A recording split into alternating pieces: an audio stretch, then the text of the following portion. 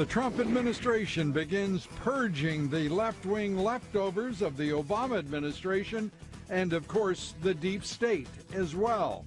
White House Press Secretary Sean Spicer today acknowledged the Trump administration is under attack by an orchestrated effort to subvert the president and his policies. Well, I think that there's no question when you have 8 years of one party in office that there are people who continue to espouse the agenda of the previous administration. We'll be talking about what needs to be done to quell sedition with the authors of the book, What Washington Gets Wrong, the unelected officials who actually run the government. Also here tonight, President Trump makes an all-out push for Ryan Care, saying the plan takes into account conservative priorities. It provides states with flexibility over how Medicaid dollars are spent, giving power from Washington and back to local government, which we all want to see. They're going to do a much better job. And the plan empowers individual Americans to buy the health insurance that is right for them, not the plan forced on them by government. We'll debate that with the Weekly Standard's Fred Barnes and former chairman of the Republican National Lawyers Association, Randy Evans. And rising tensions in East Asia. New satellite images showing North Korea may be preparing for another nuclear test.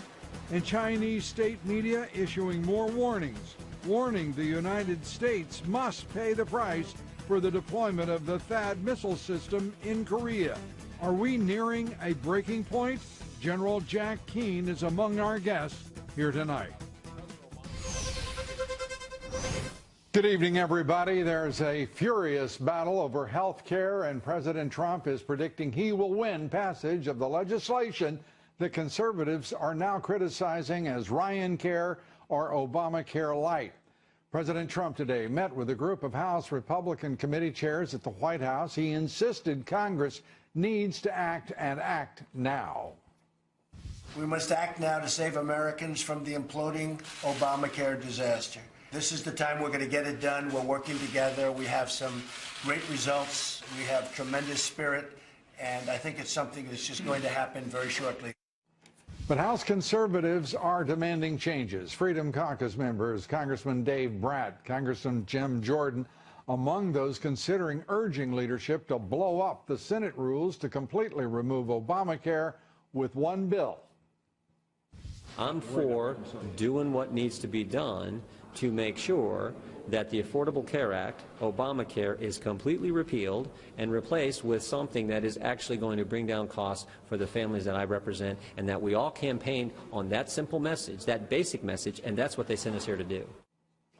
The Congressional Budget Office is expected to weigh in with its estimates on costs and the impact of Ryan Care or Obamacare Light as soon as Monday.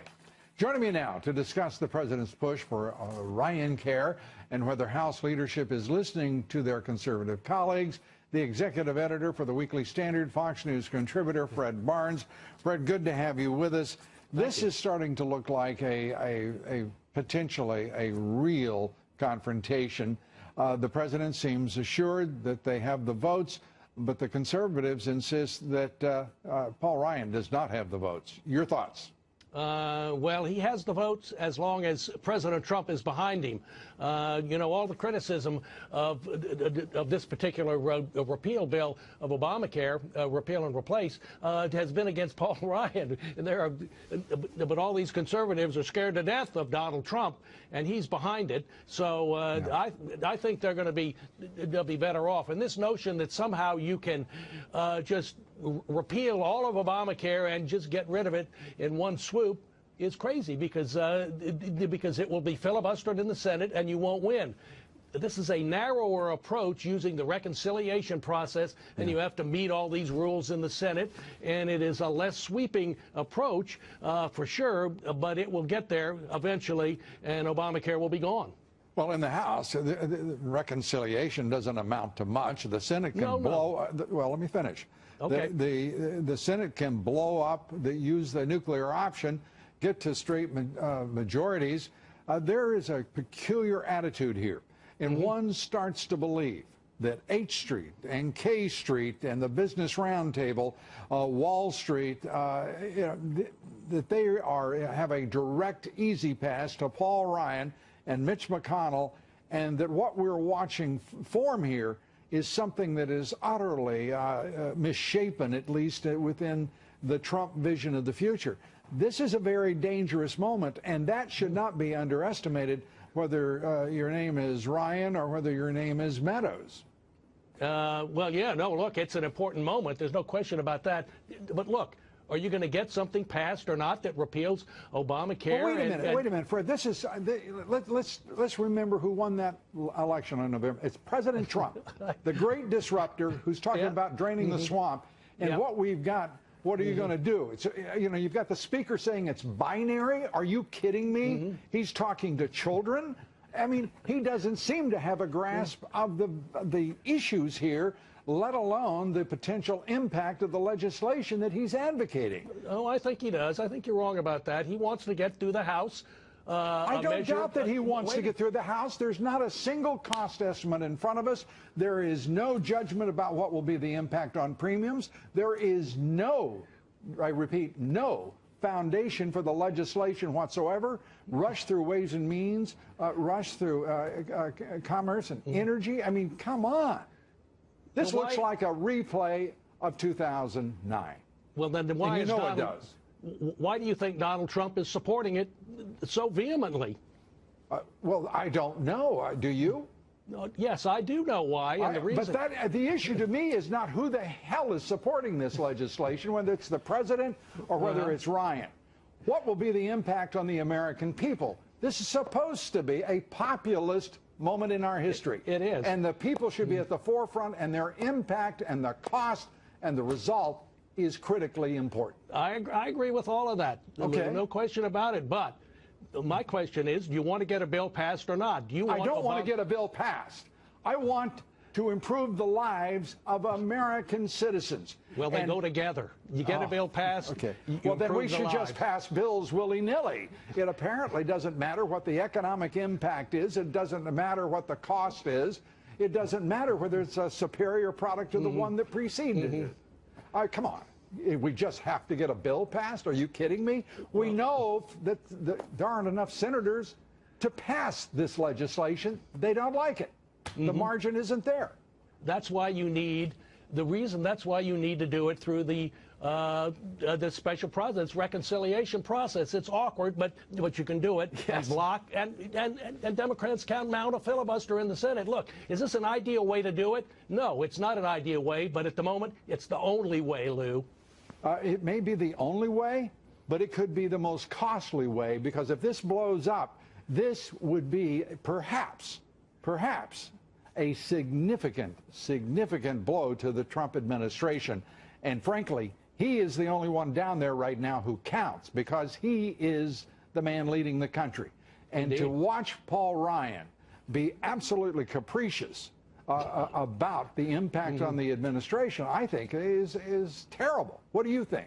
I think Paul Ryan is one of the least capricious people I've ever met. I've known him for 20 years. Look, he's crafted a plan along with the chairman of the two committees. How long have you known Bill Kristol, for crying out loud? How long have you known Bill Kristol? I'm just curious. About 20 years, too. Yeah, I've known him a long time. I think you take my point.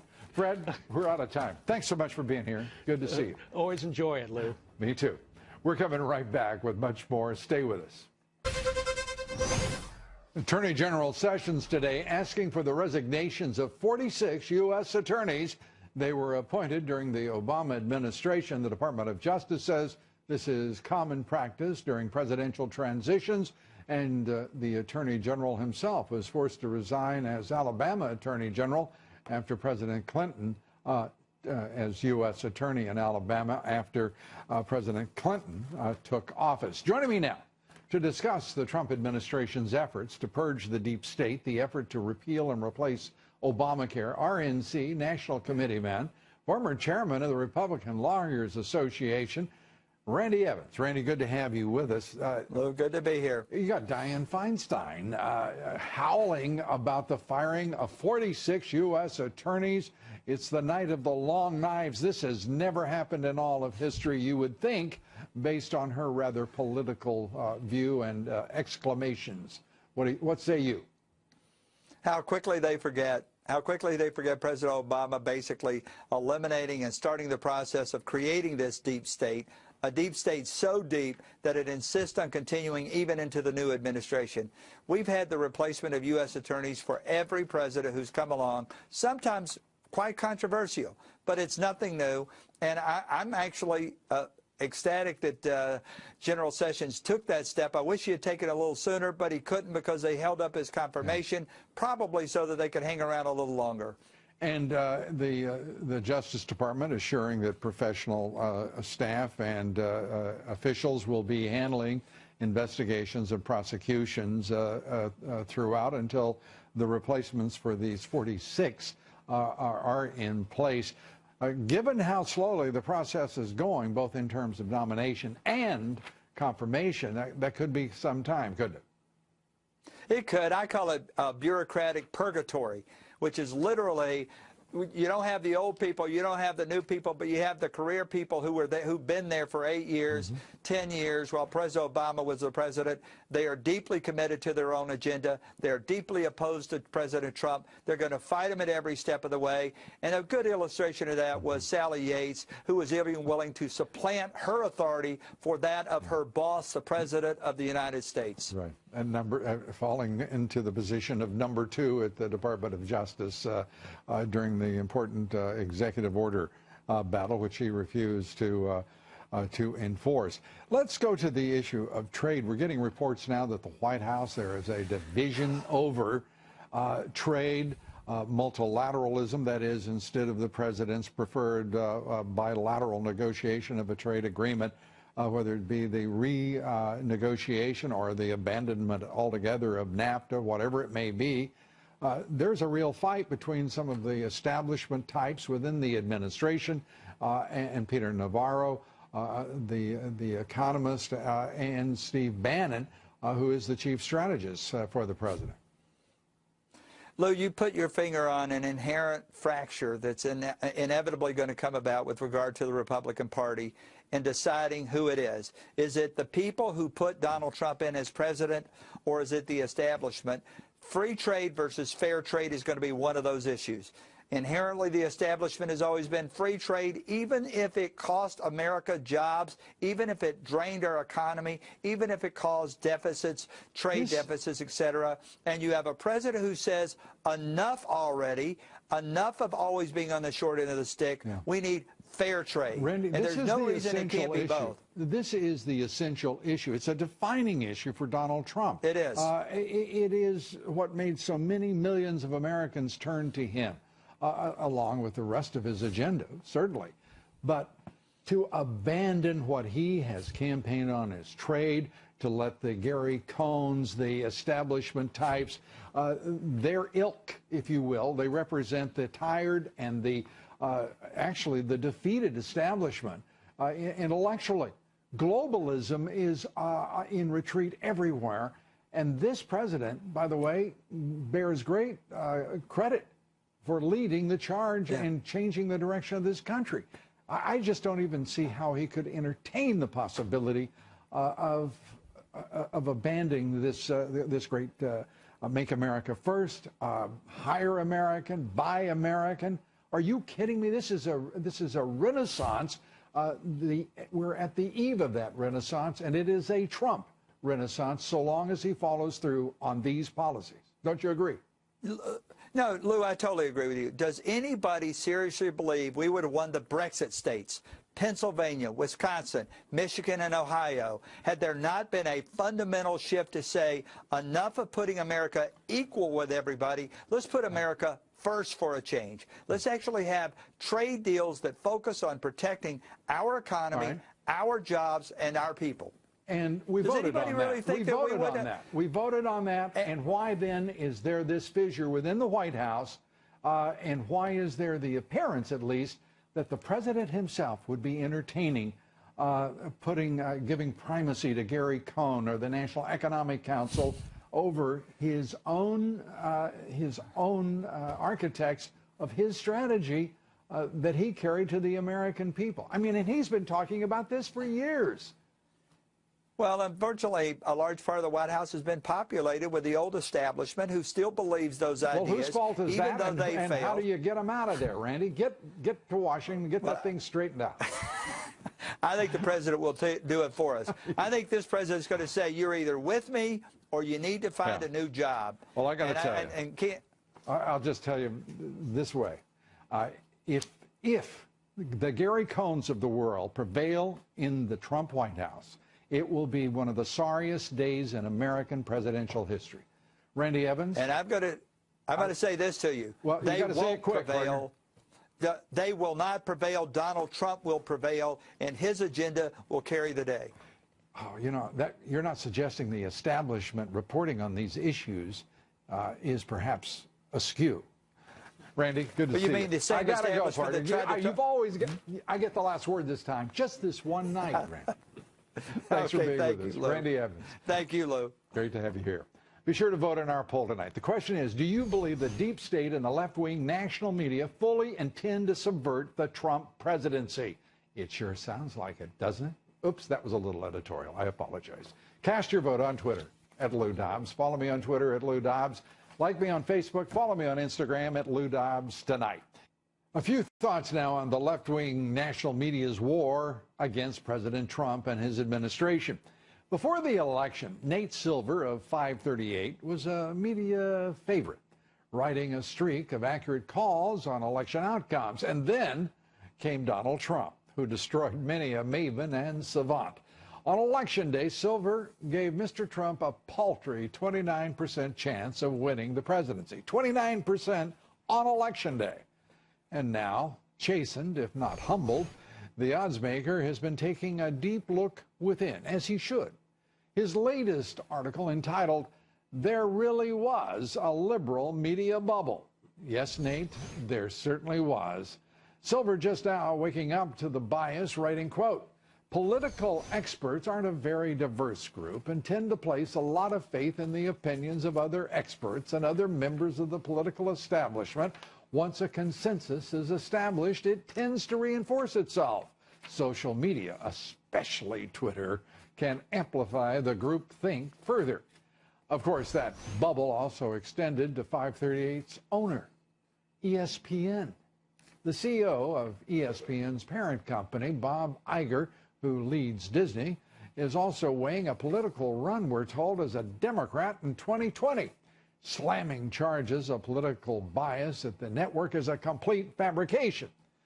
Yet ESPN's public editor tackled the topic of liberal bias at the network just 3 months ago and wrote, "There's a feeling among many staffers, both liberal and conservative, that the company's perceived move leftward has had a stifling effect on discourse inside the company." Note, leftward moves stifle discourse everywhere. Consumers have sensed that same leftward movement, alienating some. Actually, the word should be not some, but many. The sports network has lost about 12 million subscribers since 2011. 12 million. That's some. You'd think Disney would look at ESPN and see sports and money, their audience. Instead, they seem to see only another platform with which to publish their left-wing dribble. Think of it, left-wing nonsense from sports people. Good Lord.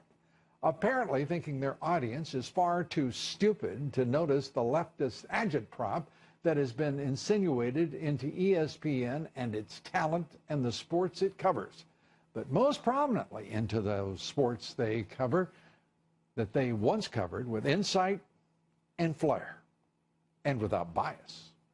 Too bad. Our quotation of the evening, this one on audiences, and it is from, well, we thought appropriately, Nate Silver. Maybe the Disney honcho should listen to Silver, even if he screwed up his last election forecast, because this is what he said. Quote, "I prefer more to kind of show people different things than tell them, oh, here's what you should believe. And over time, you can build up rapport with your audience. Well, there you go. Not so hard, is it? Now the question is, does the management have the judgment to begin using that time wisely? We're coming right back. Stay with us. There's no doubt about it. The economy and the markets are soaring under President Trump. We've seen more optimism in the CEO community in our first 50 days than we've seen in a long time. We take up our booming Trump economy with media mogul Steve Forbes here next. The Trump economy, more good news for American workers, consumers, heck, everybody. The economy adding 235,000 jobs last month, unemployment dropping to 4.7%, the labor force participation rate rising to 63%. And why is all of this such good news? Because 340,000 more Americans joined the workforce as that unemployment rate declined. Wages also rising, also very important, up 2.8% from a year ago. Starbucks plan to hire 10,000 refugees is definitely hurting its brand, according to Credit Suisse, which reiterated a hold rating on Starbucks. Shares of the company down more than 2.5% since Starbucks announced the plan after President Trump's original extreme vetting order. It's Howard Schultz making a big mistake there. Joining us now to discuss the Trump economy, Forbes Media Chairman, Editor-in-Chief, Steve Forbes. Hallelujah. I mean, we're watching the market add $3 trillion. We're watching jobs being created. And by the way, this president can claim these jobs because he was working for 2 months before he took the oath of office. I mean, he's having an immense impact. Well, the number that didn't get any attention today was what they call the household survey, which they do two ways: established companies and calling people and saying, "Are you working?" That is very volatile, month-by-month basis, but it has a better gauge of new business and job creation. That went up 447,000 after a long series of very disappointing results. If that continues in that way, that, as they say, is huge. It is huge, and this is where we both have to acknowledge it is 1 month, but what a month it was, an extraordinary month. And what we're seeing in the markets guiding us toward that outcome 6 to 12 months out as well, we hope. We'll keep our fingers crossed. This is where the tax issue becomes important. What tax issue? We're supposed to be talking about, we're talking about repealing and replacing Obamacare. Don't you know that's the most important thing? Well, they're going to get the tax thing done, whether McConnell likes it or not.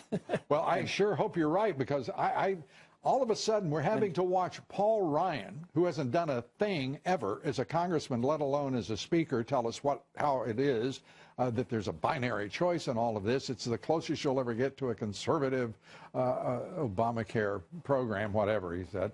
And Mitch McConnell declaring that there will be no tax cut until summer at earliest. I mean, what the heck is going on?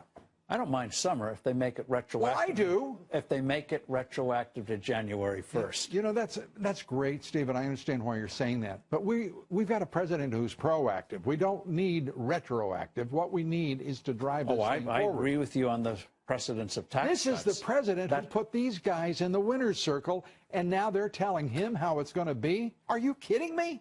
Well, to show who's really boss, big good piece of news today on health care is not what's going on Capitol Hill.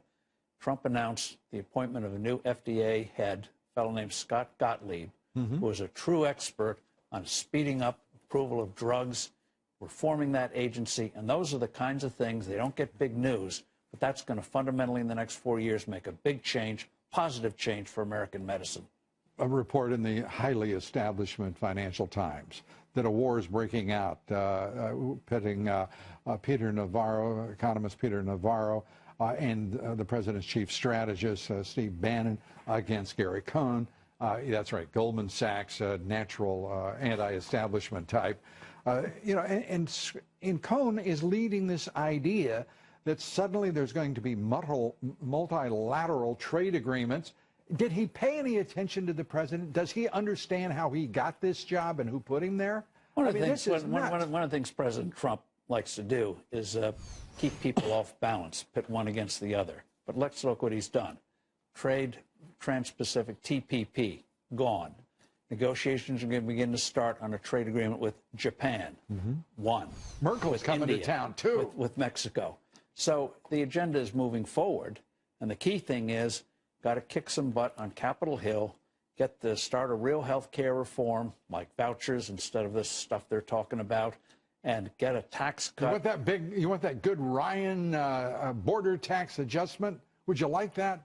It's C minus, and better than F. Come on, at best it's a D minus. Come on, Steve. There's great air of great inflation, Lou. Come on. Well, no, I'm getting tough again, Steve. But it'll happen. He will make it happen, and they will realize if they don't succeed next year in the elections, the Republicans. If they don't succeed, you just said they would, and now you're bringing this. No. Because they know if they don't, they're going to be looking for the employment hypothetical is opportunities. explained. Mitch McConnell, the reassurance is accepted, as always, from the august Steve Forbes. Mitch McConnell, if he doesn't do it right, will be here as a Fox contributor. Oh, my. Steve Forbes, thank you so much. Always good to see you. Good to be with you. Thanks. Have a great weekend. You too.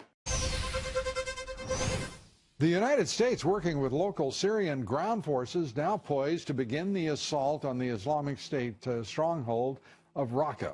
The White House today pressed on the decision to send some 400 of our Marines to Syria and the role General James Mattis is playing in that mission. One of the things that the president has ensured is that the commanders have the flexibility to do what they need to fulfill the mission. The president is obviously, as commander-in-chief, made aware and signs off on all of those missions. But at the end of the day, it's going to be up to the generals to execute their mission to make sure that we continue to defeat ISIS and protect the nation. And General Mattis, butting heads a bit with the Trump administration over his staff. Mattis wants the Pentagon's top civilian job to go to Ann Patterson. She's a one-time prominent supporter of the Muslim Brotherhood, a group that President Trump may designate a terrorist organization. Joining me now to assess these latest moves by the president to defeat the Islamic State and provocations by North Korea, certainly. Joining us is Fox News military analyst General Jack Keane. General, great to have you with us. Let's start first with North Korea. It looks to be insistent upon provoking the West, certainly the United States, with the nuclear tests. More ballistic missiles have been launched. Your judgment? Yeah, we're pretty much on a collision course now with North Korea as they continue to develop their nuclear arsenal, attempting to miniaturize some of those weapons so that they can put it on an intercontinental ballistic missile capable of reaching the United States. We cannot tolerate that, Lou, and that's going to result in us either having to do a cyber attack to defeat them and or a kinetic air and cruise missile strike to defeat these launch facilities. That'll be a preemptive strike as required. And I think we've got to communicate this very clearly to the Chinese, that you are leaving us with no option but a military option as you're permitting your client state to move towards a threatening situation to the American people. And that's the course we're currently on. The specific policy reiterated again by the Pentagon. The response of the United States will be, as they put it, overwhelming if North Korea were to attack South Korea or any of our allies in the region. Yeah, most definitely. If we conducted the preemptory strike, the North Koreans would likely do one of two things. One, conduct a rocket and artillery attack on Seoul, which would be devastating given the millions of people that live there. Or two, actually conduct an all-out invasion. Both of those things, nobody wants that. The Chinese do not want that. Certainly the South Koreans don't want that. And the North Koreans do not want to get involved in a land war in Korea again because they will be defeated. They will lose their regime. But I come back to the original premise here. We are on a collision course with the North Koreans, and the only people that are going to get them off that course is China. And we've got to impress on China that we're dead serious. Our previous presidents have never been able to impact China. I'm thinking that this president will impact China for the first time. And, well, that's encouraging. China, however, as you point out, has not been a partner, no matter how much they have tried to project themselves as that, to administration after administration. North Korea, meanwhile, rising to the level of a nuclear state with missile systems that are capable of delivery at least to 600 miles, and the suspicion is much greater. So what will happen here with China? The engagement, if it came to a conflict with North Korea, would certainly involve China, would it not? Yes, I mean, it would be devastating what would eventually take place with a war of that scale in high population centers, and something nobody certainly wants. And I believe this administration is going to take a road with China that our previous administration did not. China has been trampling on U.S. interests and our allies for the last 8 years. They've been expanding militarily, as we have noted on the show many times. I believe this administration is going to push back on China's military expansion in the South China Sea, and also develop a different relationship with China, one where we're willing to engage with them, certainly economically, but we're also willing to confront them when they're trampling on our interests. And that's going to be different than what the Chinese are used to. Very quickly, General, I want a question about personality, that of General James Mattis. He has come into conflict again, confrontation apparently with the White House on the issue of who will be the top civilian. As you know, Michel Flournoy, he wanted to be his defense deputy, rejected by the White House. Ann Patterson, now another prominent supporter of ousted Egyptian President Mohamed Morsi and the Muslim Brotherhood, the general putting her forward. And this is being met, it's a chilly reception on the part of the White House. It looks like, again, she will be rejected. What is going on between the general, the Muslim Brotherhood, and these names that he's advancing to be his top civilian deputy? Well, I know Jim Mattis very well. Right. He's a good friend, and I think he's trying to do something in the Department of Defense that people have tried before, and that make it more bipartisan. But the reality is, having worked with 4 administrations, the one thing that they all have in common, Republican or Democrat, is they want their own political appointees in these positions in the Defense Department and in other cabinet levels to execute the agenda of the President of the United States. And believe me, they have a right to do that. And that's the reality here. And that's where we'll likely wind up. The President, who will put people in the Department of Defense who will accomplish his agenda. Absolutely. General Jack Keane, as always, great to see you. Thank you very much for your analysis, your insight. Thank you. Good talking to you, Lou. Up next, new calls to purge saboteurs from the Trump administration, the deep state.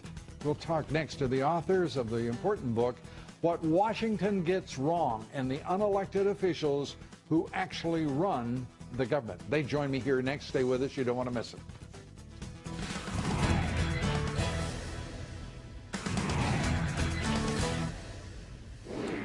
In our online poll, we ask you, do you believe Speaker Ryan is purposely dividing the GOP by pushing a bill that perpetuates budget-busting Medicaid extensions and insurance company subsidies described as refundable credit? 72% of you said yes, he is.